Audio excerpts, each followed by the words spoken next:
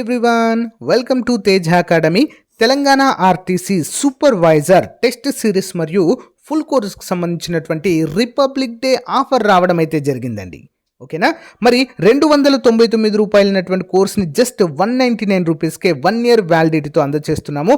5,000కు పైగా ఎంసీక్యూస్తో ఇదైతే మీకు అందుబాటులో ఉంటుంది. ముఖ్యమైన అప్డేట్ ఏంటి అంటే ఇందులో సూపర్వైజరీ యాప్టిట్యూడ్తో పాటుగా పాలిటీ, హిస్టరీ, ఎకానమీ, ఓకేనా, each and every topic cover అయ్యే విధంగా టెస్ట్ సిరీస్ అయితే అప్డేట్ చేయడం అయితే జరిగింది. ఓకే, సూపర్వైజరీ యాప్టిట్యూడ్లో 5,000కు పైగా ప్రశ్నలు ఉంటాయి. ఇంకా రిమైనింగ్ 10 నుంచి 20,000 ప్రశ్నలని యాడ్ చేయడం అయితే జరిగింది. ఇంగ్లీష్ కూడా ఇందులోనే ఉంటుందండి. అంతేకాకుండా రూ. 799 ఫుల్ కోర్స్ని కేవలము రూ. 399 అందజేస్తున్నామండి. ఇందులో సూపర్వైజరీ యాప్టిట్యూడ్ టెస్ట్ సిరీస్ ఉంటుంది. రిమైనింగ్ అన్ని క్లాసెస్ ఉంటాయండి. ఓకేనా, అన్ని క్లాసెస్ రూపంలో బెస్ట్ ఫ్యాకల్టీ చేత క్లాసెస్ ఉంటాయి. ఇంకా ఎవరైనా తీసుకున్నట్లయితే వెంటనే తీసుకోండి. ఎక్సలెంట్ ఫీడ్బ్యాక్ అయితే ఉందండి మన కోర్స్కి. ఓకేనా, చాలామంది తీసుకున్నారు. ఇంకా ఎవరైనా తీసుకున్న వారు ఉంటే వెంటనే తీసుకోండి, ఎందుకంటే 1 or 2 days మాత్రమే ఆఫర్ ఉంటుంది. మీ ఫ్రెండ్స్ కూడా షేర్ చేయండి. All the best, thank you. Hey guys, welcome to our channel Teja academy. So guys, Telangana RTC supervisor ఉద్యోగాలకు ప్రిపేర్ అవుతున్నటువంటి అభ్యర్థులకు ఈరోజు కొత్త టాపిక్ అయితే చెప్పడం జరుగుతుందండి. చాలా చాలా ఇంపార్టెంట్. ఓకేనా, common sense and decision making రీజనింగ్లో భాగంగా ఈ టాపిక్ చాలా చాలా ముఖ్యమైనదండి. సో ఇది ప్రీవియస్గా మనకు ఎస్ఐ కానిస్టేబుల్ ఉద్యోగాలలో తరచుగా అడుగుతుంటారండి. దీన్ని మనకు ఈ సిలబస్లో యాడ్ చేయడం అయితే జరిగింది. RTC supervisor, traffic and mechanical సూపర్వైజర్కి సంబంధించినటువంటి సో ఎగ్జామ్కి.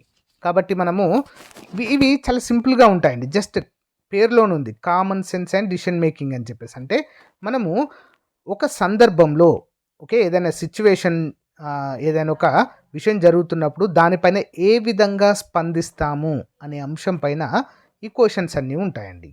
ఓకేనా, అందరూ కూడా గమనించాలి. సో క్లియర్గా చూద్దాము. సో గైస్, మన యాప్లో ఇంకా కోర్స్ పైన ఆఫర్ ఉందండి, ఫుల్ కోర్స్ పైన మరియు టెస్ట్ సిరీస్ పైన. ఇంకా ఎవరైనా తీసుకోవాలి అనుకుంటే వెంటనే తీసుకోండి.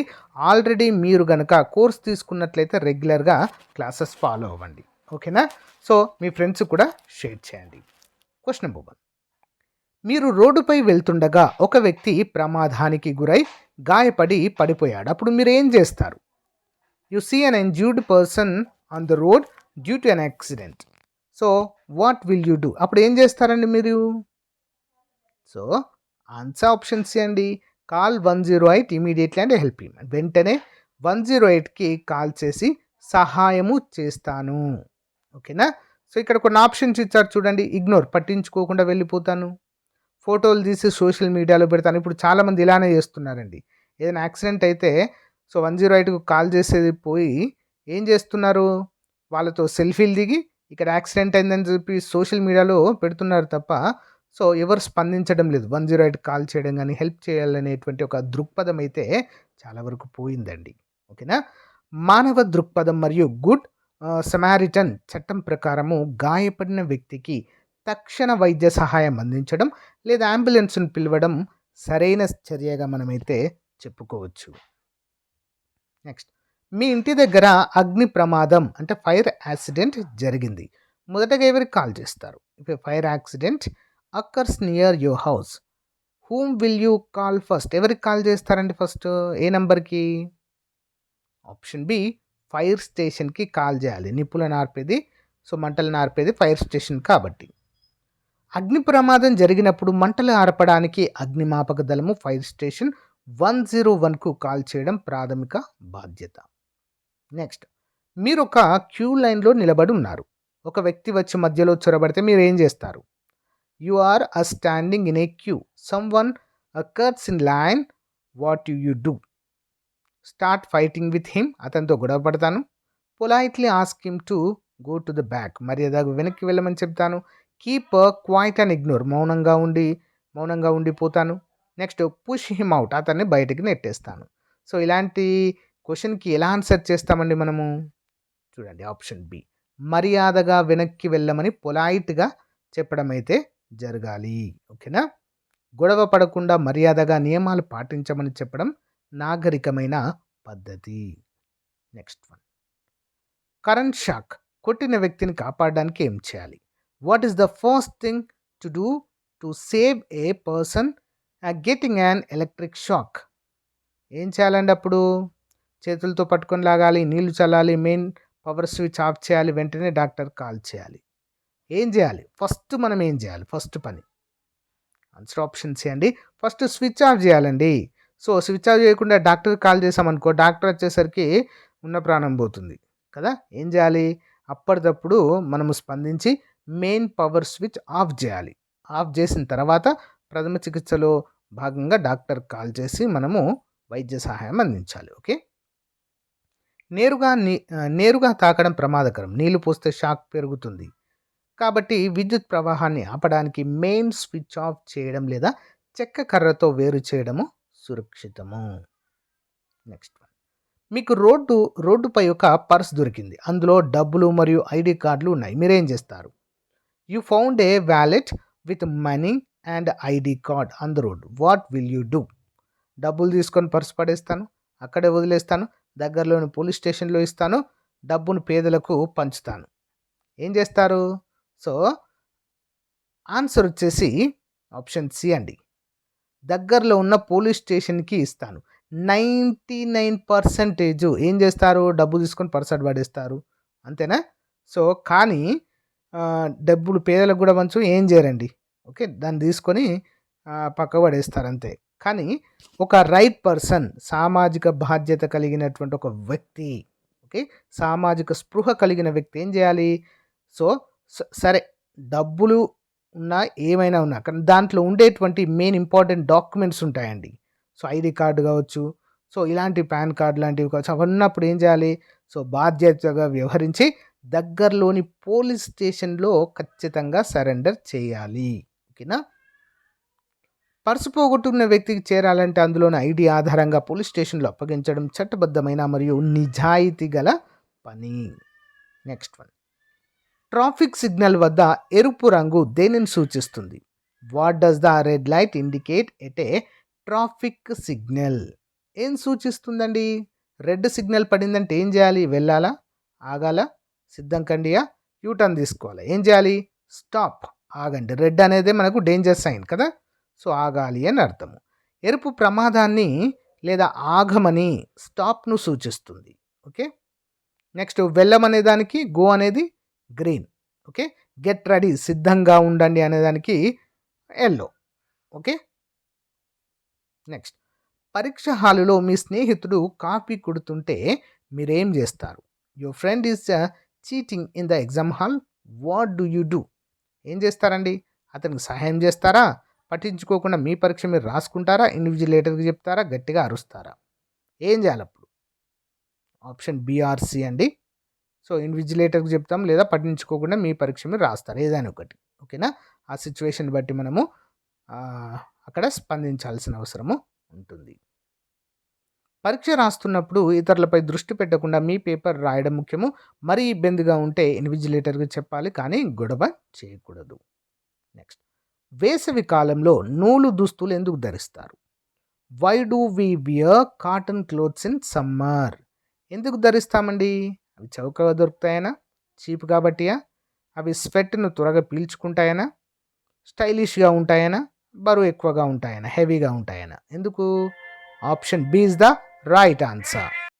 సో ఆన్సర్ వచ్చేసి ఏంటండి? ఆప్షన్ బి అండి. They absorb sweat and keep cool. అవి చెమటను పీల్చుకొని చల్లగా ఉంచుతాయి. చూద్దాం. కాటన్ బట్టలు గాలిని ప్రసరింపచేసి చెమటను పీల్చుకుని శరీరాన్ని చల్లగా ఉంచుతాయి. నెక్స్ట్, రాత్రిపూట చెట్ల కింద పడుకోకూడదని ఎందుకు చెప్తారు? Why it is said not to sleep under trees at night? ఎందుకండి? దయ్యాలు ఉంటాయనా? గోస్ట్ లీవ్ దేర్ అనా? లేదా చెట్లు రాత్రిపూట కార్బన్ డైఆక్సైడ్ విడుదల చేస్తాయనా? చెట్లు పడిపోతాయనా? అవి చల్లగా ఉంటాయనా? ఏంటండి? Option B. చెట్ల కింద ఎందుకు పడుకోకూడదండి? చెట్లు రాత్రిపూట కార్బన్ డైఆక్సైడ్ విడుదల చేస్తాయి. దాని ద్వారా శ్వాస పీల్చుకోవడం ఇబ్బంది అయ్యి ఛాతీ దగ్గర ఇట్లా బరువుగా అనిపిస్తుంది. సో మన పాతకాలం నుంచి ఏమొస్తుందండి? చెట్ల కింద పడుకుంటే ఏమవుతుంది? దయ్యాలు వచ్చి మీద కూర్చుంటాయి, సో మోసాడకుండా చేస్తాయని చెప్పేసి అనుకుంటారు చాలామంది, కానీ అది మిస్టేక్ అండి. ఓకేనా? దయ్యాలు లేవు, ఏం లేవు. జస్ట్ ఊపిరి పీల్చుకోవడం ఇబ్బంది కారణంగానే అలా అవుతుంది. ఎందుకంటే నైట్ టైంలో, మార్నింగ్ టైంలో కార్బన్ డయాక్సైడ్ తీసుకొని ఆక్సిజన్ వదిలేస్తాయి చెట్లు. కానీ నైట్ మాత్రము కార్బన్ డయాక్సైడ్ వదులుతాయి. ఓకే, గమనించాలి. పగలు ఆక్సిజన్ ఇచ్చే చెట్లు రాత్రిపూట కిరణజన్య సంయోగక్రియ జరగక శ్వాసక్రియ ద్వారా కార్బన్ డయాక్సైడ్ను విడుదల చేస్తాయి. ఇది ఆరోగ్యానికి మంచిది కాదు. Next one. మీకు జ్వరం వచ్చినప్పుడు థర్మామీటర్తో ఏం కొలుస్తారు? What is measured by A thermometer when you have a fever? జ్వరం వచ్చినప్పుడు ఏం చేస్తారండి? దాంతో ఏం చేస్తారు థర్మామీటర్తో? ఆప్షన్ బి, శరీర ఉష్ణోగ్రతను, బాడీ టెంపరేచర్ కొలుస్తారు. ఓకేనా?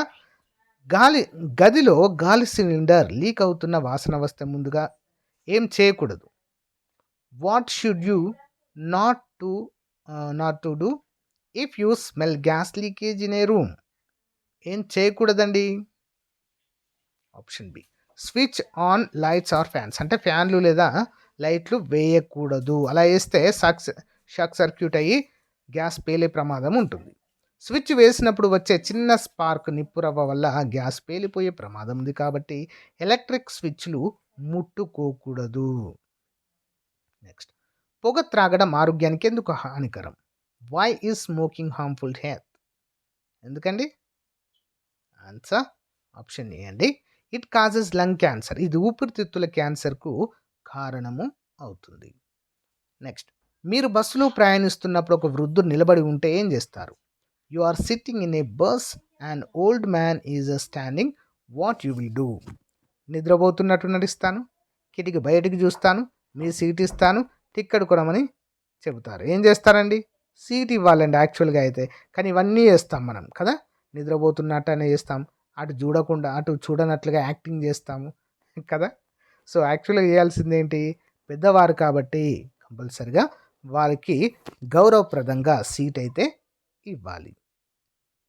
వృద్ధులు, వికలాంగులకు మరియు గర్భిణీలకు సీట్ ఇవ్వడం నైతిక బాధ్యత మరియు మంచి పౌరుని యొక్క లక్షణము. నెక్స్ట్. నీరు మరిగించడం వల్ల ఏం జరుగుతుంది? What happens by boiling water? ఏమవుతుందండి నీరు మరిగించడం ద్వారా? ఆన్సర్ ఆప్షన్ బి అండి. క్రిములు చనిపోతాయి అందులో. Okay, germs are killed. నీటిని 100 డిగ్రీల వద్ద మరిగించడం వల్ల అందులోని హానికరమైన బ్యాక్టీరియా మరియు వైరస్లు చనిపోతాయి. Okay, next. మీకు తెలియని నంబర్ నుంచి లాటరీ గెలుచుకున్నారని మెసేజ్ వస్తే ఏం చేస్తారు? You got a message from an unknown number saying you one A lottery. What do you do? ఏం చేస్తారండి? వెంటనే బ్యాంక్ వివరాలు ఇస్తాను, మెసేజ్ డిలీట్ చేసి పట్టించుకొని తిరిగి కాల్ చేస్తాను, పన్ను డబ్బు కడతాను. ఏం చేస్తానండి? ఖచ్చితంగా డిలీట్ మెసేజ్ చేసి ఇగ్నోర్ చేయాలి. సో లక్షలు కోట్లు ఊరికే మనకు ఏం చేయందే లాటరీలు ఎందుకు వస్తాయండి? అది సైబర్ నేరగాళ్ళ పన్నాగంగా మనమైతే గుర్తుంచుకోవాలి. ఓకేనా? సో అలాంటివి చేయకూడదు. మీకు డబ్బు వచ్చాయి, ఇంత ట్యాక్స్ కడితే మీకు వెంటనే ఆ లాటరీ అమౌంట్ మీ అకౌంట్లో వేస్తామంటే ఎవరు పట్టించుకోవద్దు. ఓకేనా? డబ్బులు ఎవరికి ఊరికే రావని చెప్పేసి ఒక గుండంకులు చెప్తారు కదా. సో అలాంటివి అయితే గుర్తుంచుకోవాలి. ఇవి సైబర్ మోసగాలు. తెలియని లింక్స్ క్లిక్ చేయడం కానీ వివరాలు ఇవ్వడం కానీ చేయకూడదు. నెక్స్ట్. ఆకాశం మేఘావృతమై ఉరుములు మెరుపులు ఉన్నప్పుడు ఎక్కడ ఉండడం సురక్షితం? Where is it safe to be during lighting and thunder? అంటే ఉరుములు మెరుపులు సంభవించినప్పుడు మనము ఎక్కడ ఉండడం సురక్షితం? ఎత్తైన చెట్టు కింద, కారు లేదా భవనం లోపల, బయట మైదానంలో, కరెంటు స్తంభం దగ్గర. ఎక్కడండి? ఆప్షన్ బి, కారు లేదా భవనం లోపల ఉండాలి. ఎత్తైన చెట్టు మీద ఉన్నామనుకో, ఈ యొక్క పిడుగులు అనేవి ఏదైతే ఎత్తుగా ఉంటాయో అక్కడే పడతాయి. బయట మైదానంలో కూడా ఉండకూడదు, కరెంటు స్తంభం దగ్గర అస్సలు ఉండకూడదండి. ఓకే, ఇంట్లో కానీ సో కారులో ఉన్నా కూడా నో ప్రాబ్లం, దానికి ఎర్తింగ్ అనేది ఉంటుంది. ఓకే, కారు లేదా ఇల్లు వాహనాలు కావు కాబట్టి మెరుపుల నుండి రక్షణ ఇస్తాయి. ఓకేనా? చెట్ల క్రింద లేదా బహిరంగ ప్రదేశాల్లో ఉండడం ప్రమాదకరంగా చెప్పుకోవచ్చు. Next one. ఒక వ్యక్తి నీటిలో మునిగిపోతుంటే మీకు ఈత రాకపోతే ఏం చేస్తారు? A person is drowning and you do know how to swim. What do you do? ఏం చేస్తారండి అప్పుడు? నీటిలో దునుకుతాను ఈత రాకుండా, తాడు లేదా చెక్క మొద్దును విసిరేస్తాను, అరుస్తూ పారిపోతాను, వీడియో తీస్తాను. ఏం చేస్తారండి? వీడియో తీస్తారా? లేదా వామ్మో అని చెప్పేసి అక్కడి నుంచి పారిపోతారా? లేదా తాడు లేదా చెక్క ముద్దును విసిరేస్తారా? నీటిలో దునుకుతారా? ఏం చేస్తారప్పుడు? ఆన్సర్ ఆప్షన్ బి అండి. తాడు లేదా చెక్క ముద్దును విసిరేసామనుకో, తాడేసామనుకో అది పట్టుకొని పైనకి వస్తాడు. చెక్క ముద్దునేసినా కూడా చెక్క ముద్దు ఏం చేస్తుంది? నీటిపైన తేలుతుంది. ఎందుకంటే నీటి సాంద్రత కంటే చెక్క సాంద్రత తక్కువ కాబట్టి నీటిపైన తేలుతుంది. అప్పుడు దాన్ని పట్టుకొనైనా రావడము జరుగుతుంది. సో, అక్కడి నుంచి పారిపోవద్దు. ఓకే. ఈత రానప్పుడు నీటిలో దూకడం ఇద్దరికి ప్రమాదకరం. కాబట్టి తాడు, కర్ర లేదా తేలే వస్తువుని అందించి కాపాడడం తెలివైన పనిగా మనమైతే గుర్తుంచుకోవాలి. సో గాయ్స్, ఇది రోజుకు సంబంధించిన మోస్ట్ ఇంపార్టెంట్ టాపిక్ అండి. సో రేపటి క్లాస్‌లో సారూప్యత అనేటువంటి టాపిక్ పైన క్లాస్ అయితే చెప్పుకుందామండి. చాలా చాలా ఇంపార్టెంట్ టాపిక్ అది కూడా. సో గైస్, మీకు కూడా ఏదైనా టాపిక్ పైన క్లాస్ కావాలంటే కూడా కామెంట్ రూపంలో తెలియచేయండి. ఇంకా ఎవరైనా మన యాప్‌లో కోర్స్ పర్చేజ్ చేయనట్లయితే వెంటనే పర్చేజ్ చేయండి. ప్రెజెంట్ ఆఫర్ అయితే కొనసాగుతుంది. ఓకేనా? All the best. Thank you.